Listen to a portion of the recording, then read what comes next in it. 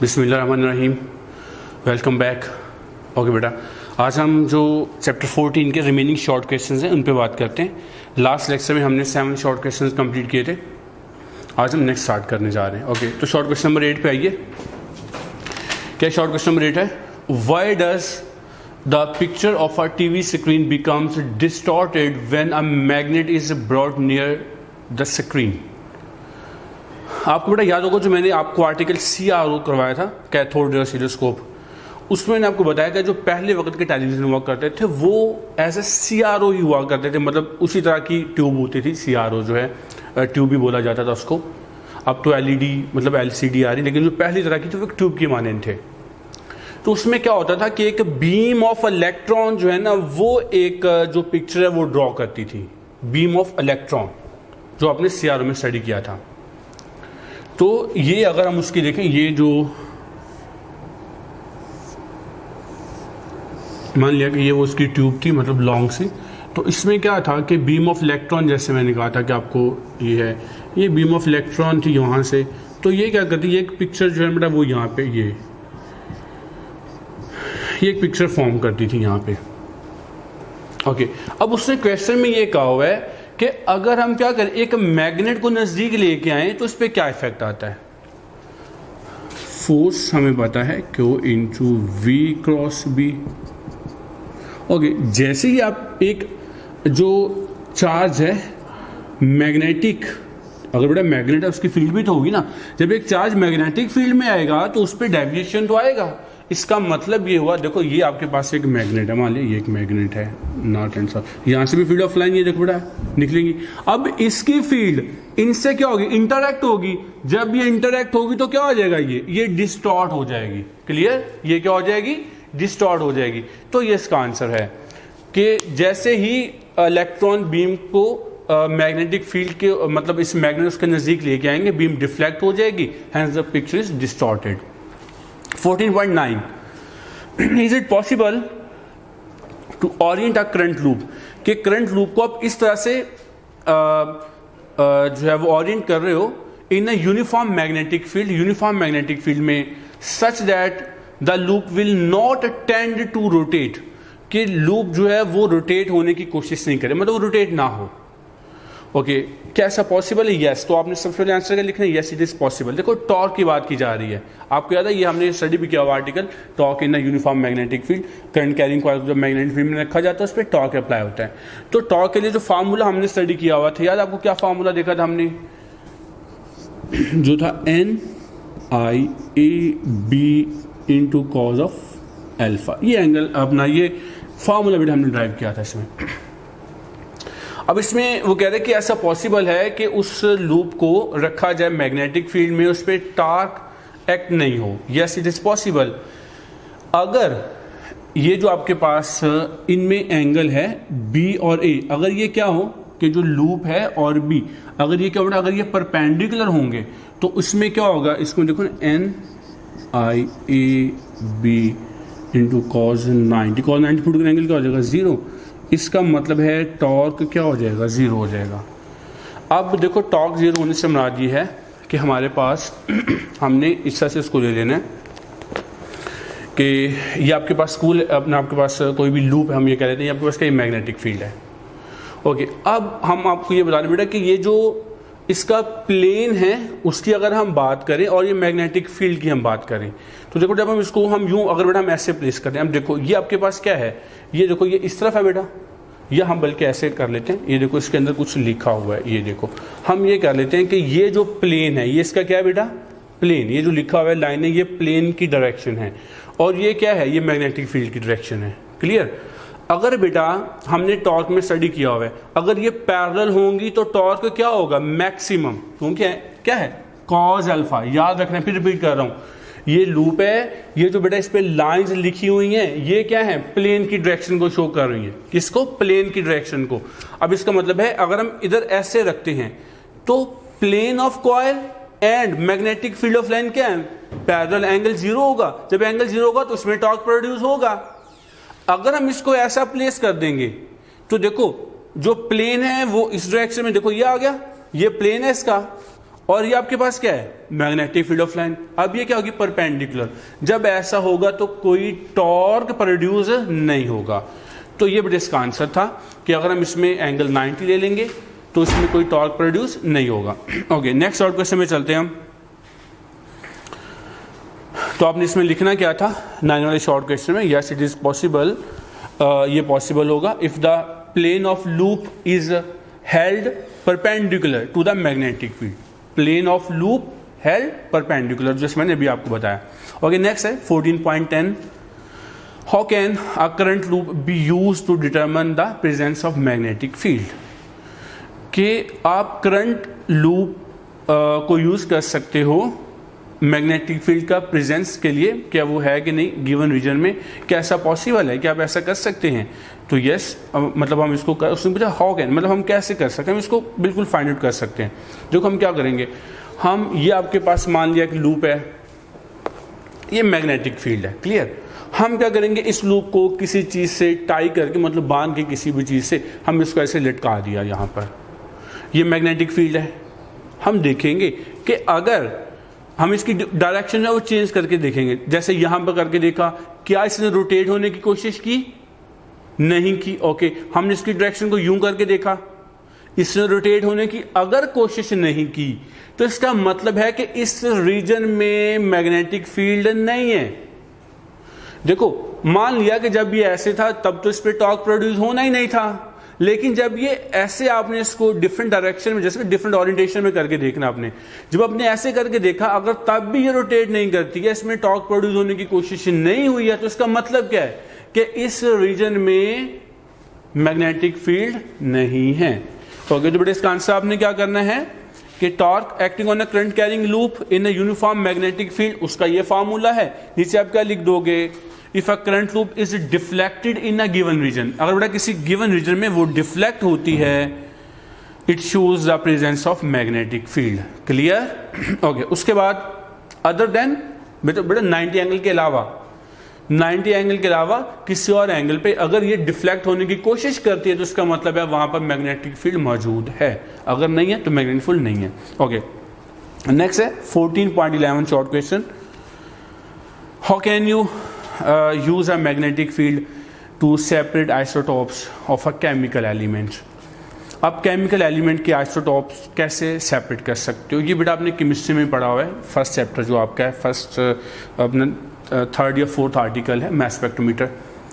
Isotopes सबसे पहले क्या होते हैं, आइसोटॉप्स होते हैं elements which have same atomic number but different atomic masses are called isotopes. जैसे हाइड्रोजन के 3 आइसोटॉप्स हैं। तो हम ये देखना चाह रहे हैं, क्वेश्चन में पूछा हुआ है कि हम उसको कैसे सेपरेट करते हो मैग्नेटिक फील्ड में। तो मैग्नेटिक फील्ड क्या करता है बेटा, मैग्नेटिक फील्ड उनको जो उसके अंदर जो चार्ज पार्टिकल्स मैग्नेटिक फील्ड में जाते हैं ये उनको सर्कुलर पाथ में डाइवर्ट कर देता है। अब उसी बेस पर हमने क्या करना है, किसी एलिमेंट के आइसोटॉप्स को आपने एनालाइज करना है, सेपरेट करना है। अब सबसे पहले आप ये देखो बेटा कि जो मैग्नेटिक फोर्स होती है वो क्या करती है, वो उस जो चार्ज है, जो चार्ज पार्टिकल उसमें एंटर हो रहे हैं उसके पाथ को डाइवर्ट कर देती है, किस तरह से, सर्कुलर फॉर्म में। तो इसी चीज पे बेटा हम फार्मूला भी ड्राइव करने जा रहे हैं। तो जैसा हमने स्टडी किया था कि इसमें सबसे पहले आपने याद रखना है, जब अपने आइसोटॉप्स को इस शॉर्ट क्वेश्चन को आपने एक्सप्लेन करना है तो सबसे पहले आप उनको आयंस में कन्वर्ट करोगे। वो जो एलिमेंट जिसके आइसोटॉप्स आप सेपरेट करना चाह रहे हो, डिटरमिन करना चाह रहे हो, सबसे पहले आप क्या करोगे, उसको आयंस में कन्वर्ट करोगे। कैसे आयंस में कन्वर्ट करोगे कि जैसे कोई अपना आपके पास न्यूट्रल है, उसके ऊपर इलेक्ट्रॉन की बोmbardment, उनसे कोई एक्सटर्नल जो ऑर्बिटा वहां से इलेक्ट्रॉन को रिमूव करे, इट बिकम्स आयन, ठीक है, वो पॉजिटिव आयन बन जाएगा। तो आप उसको आयंस में कन्वर्ट करोगे। उसके बाद आपने क्या करना है, आयंस में कन्वर्ट करने के बाद जैसा कि ये आपके पास मैग्नेटिक फील्ड है,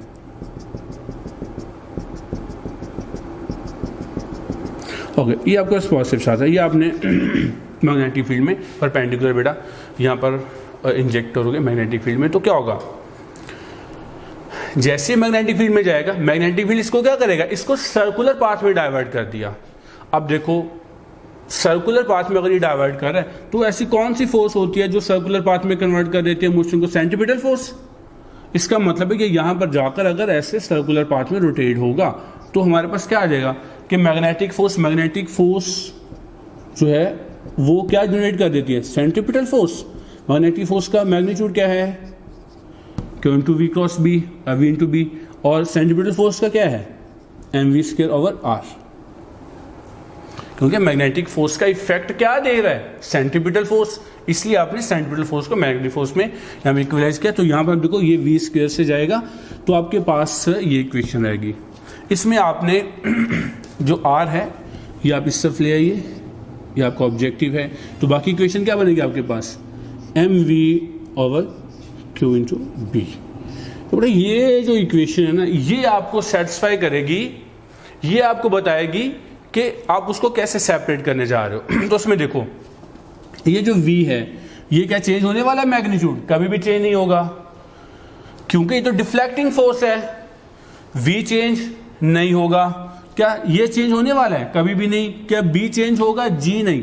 तो इसके अंदर जो चार्ज पार्टिकल्स हैं उनके सिर्फ मैसेज वेरी कर रहे हैं। इसका मतलब है जिस पार्टिकल का, मान लिया हाइड्रोजन के 3 आइसोटोप्स हैं, अब जो 3 वाला था जिसका मैस 3 है, उसका मैस अगर ज्यादा होगा उसका रेडियस क्या बनेगा बेटा, ज्यादा। ठीक है, इसका मतलब ये हुआ, हम ये कह सकते हैं बल्कि यहां से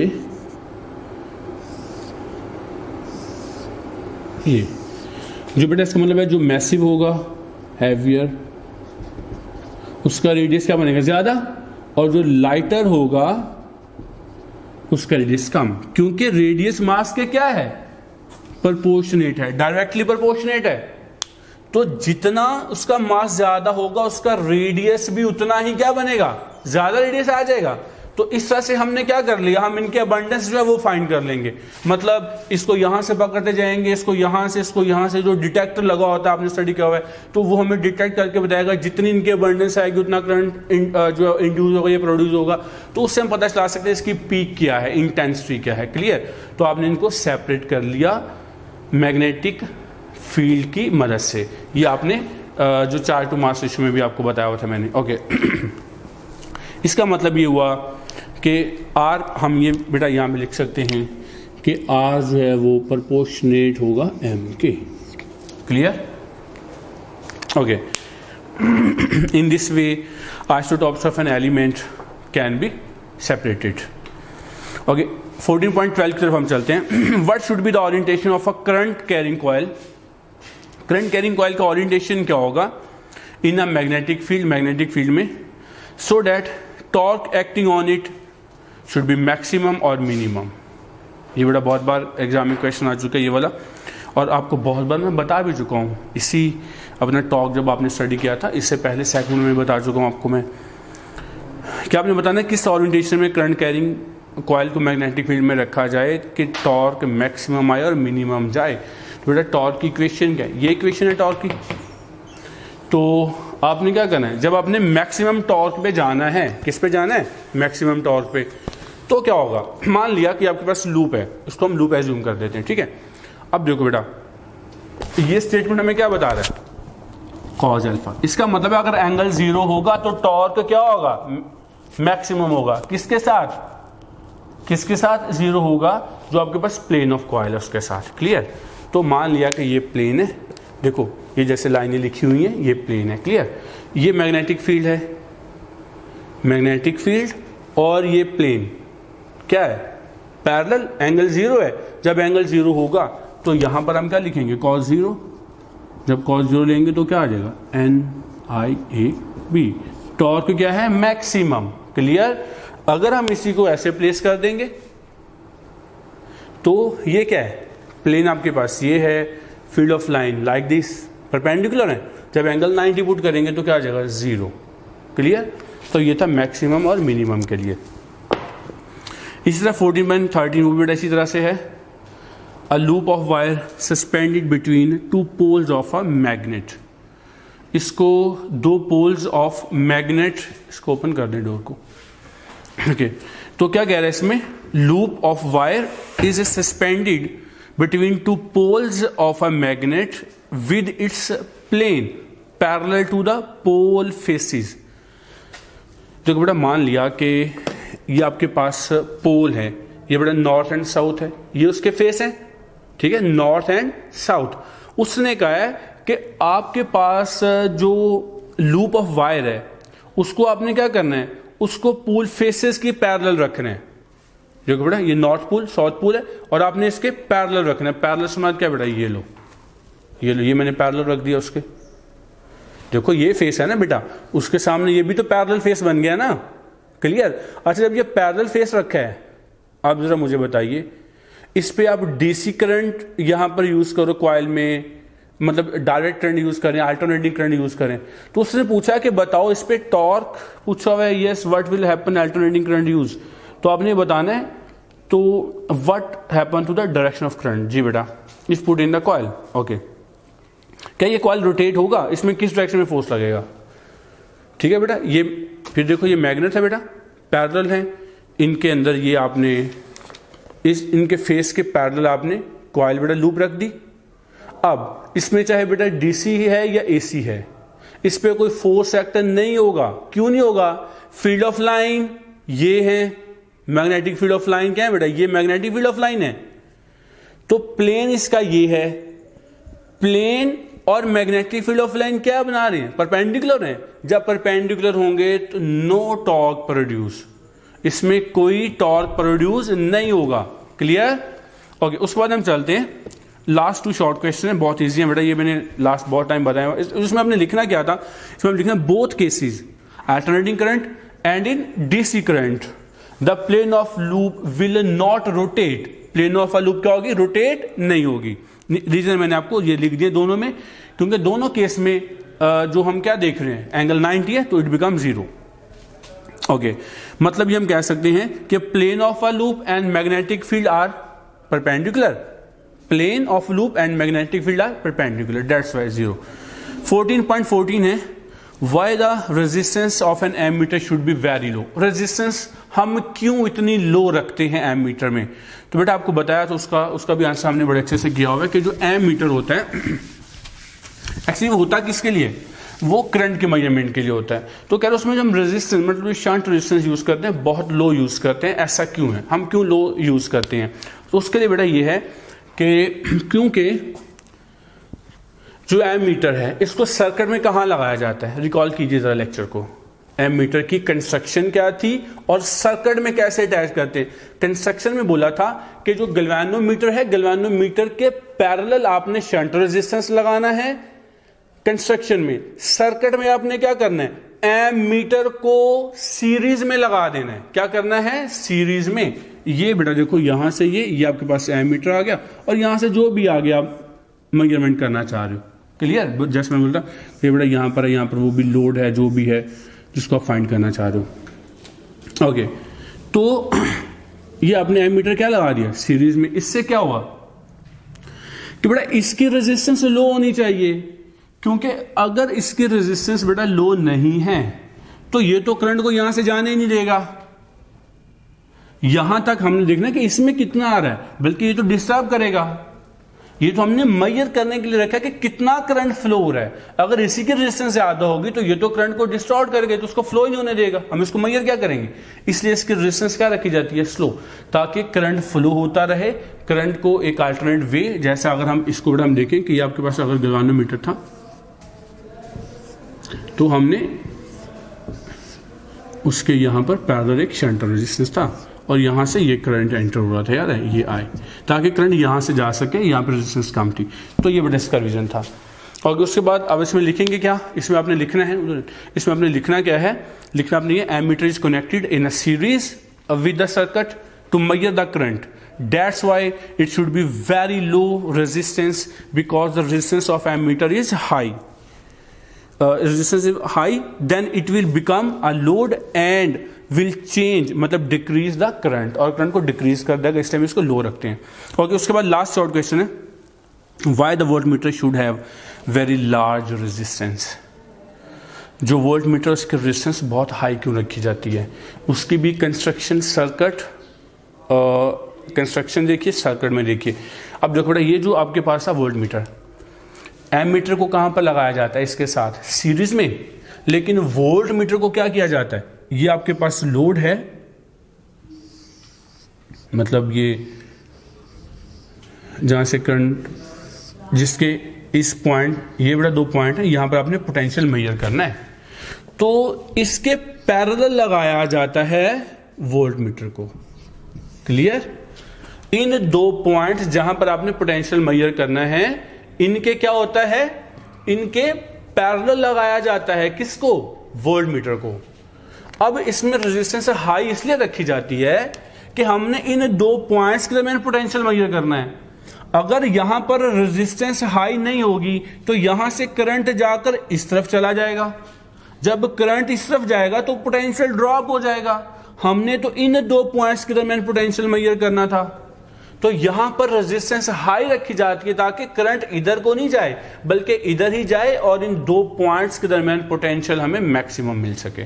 तो इसका आंसर आपने क्या लिखना है, रीजन। आपने रीजन ये देनी है इसकी, in order to measure the potential difference between two points the voltmeter always connected in parallel. ये बेटा पैरेलल कनेक्ट किया जाता है। If the resistance of voltmeter is very low it will short the circuit, short कर देगा and becomes a load, it will not measure the potential difference accurately. ठीक हो गया बेटा? तो इसका आंसर था। उम्मीद करते हैं आपको अच्छे से पता चल गया होगा। आपने जो अब ये 15 शॉर्ट क्वेश्चन अच्छे बड़ा रिकॉल कर लेने, बहुत जल्दी इसकी असाइनमेंट भी आपको मिल जाएगी। अल्लाह हाफिज़।